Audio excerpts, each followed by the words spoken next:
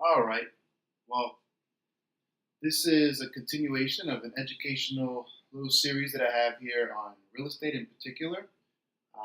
Consult with your professionals for any case by case individual advice. This is just general education purposes. So, why buy property or real estate? So, I get this question often, and I'll walk you through a few things to consider if you're considering buying a property. Number one, will you be there in that location? Is that somewhere you want to live for at least 5 years? Okay? Because 5 years tends to be the general rule of thumb where buying the property makes financial sense. Okay? However, if you plan on being there less than 5 years, maybe 1 or 2 years, but you see some value in renting that property, you may go ahead, buy it, live in it for a few years, and then when you move out, just rent it out if you see that it can cash flow. But again, that's case by case. If you're committed to the community, if this is somewhere you want to live, then that means you're committed to that community, and you might as well just buy into that community atmosphere that you already love. You got to be secure with your job or your income. Not everybody works, but there's some generational wealth that's going through many areas of the world. But if you're secure with your job, then you're okay. You're not worried about having to sell and move and being in a bind because you're secure with your job and you feel like you're going to get that income on a fairly regular basis. The next one is the mortgage. The mortgage, when you sign a 30-year mortgage or a 15-year mortgage, you're signing a commitment to pay that monthly payment for the duration of the loan. But that monthly payment is going to stay the same. The only thing that could deviate really is the maintenance or the taxes, depending on what kind of property you're buying, or the HOA fees if you're buying a condo. The rent, we can almost guarantee, unless you have a landlord that's nice, which is they're out there, but it's becoming more and more rare, that the rent will go up.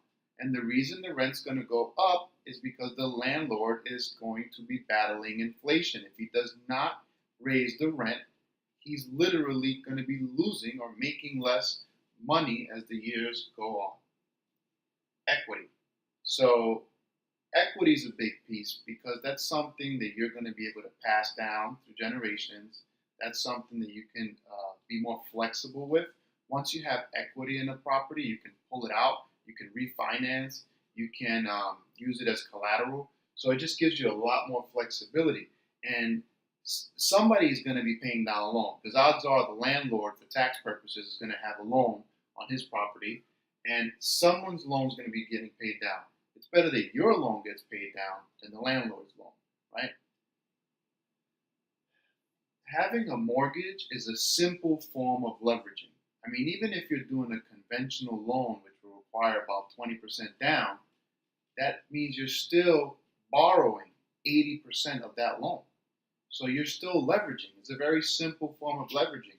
So with that leveraging, you're able to maximize if the property rates go up significantly, you're going to see a more drastic increase in your net worth. Hedging. So this is a hedge against inflation. We have been seeing inflation. It's a natural process, right? The property is going to be a natural hedge against inflation. Oftentimes, you might even see it outperform inflation. So inflation 2-3%, you might see the property value might go up more than that in certain communities. So this is case by case. It's one form of savings, okay? You paying down your monthly mortgage long term to the life of the loan, it's a way of forced saving, okay? So you might have a lot of people, how we have in my region, which is the Westchester region of, or the Northern Bronx region of New York, you have a lot of people who will pay down their loan, get to retirement age, sell their property, and are able to then go and buy all cash or take out a small loan for a property in Florida or the Caribbean or wherever their dream home is located. And last but not least, there's tax advantages. Okay, there's tax advantages. So currently, we have the SALT, which is putting a cap on the New York properties at state tax at 10,000. But Andrew Cuomo, the current governor, is also finagling a way to work around that. So that's something that you're going to have to stay abreast with if you're in the New York region. But overall, there are tax advantages to owning a home, and especially if you make the power switch to the landlord side, which I will make another educational video in the future about.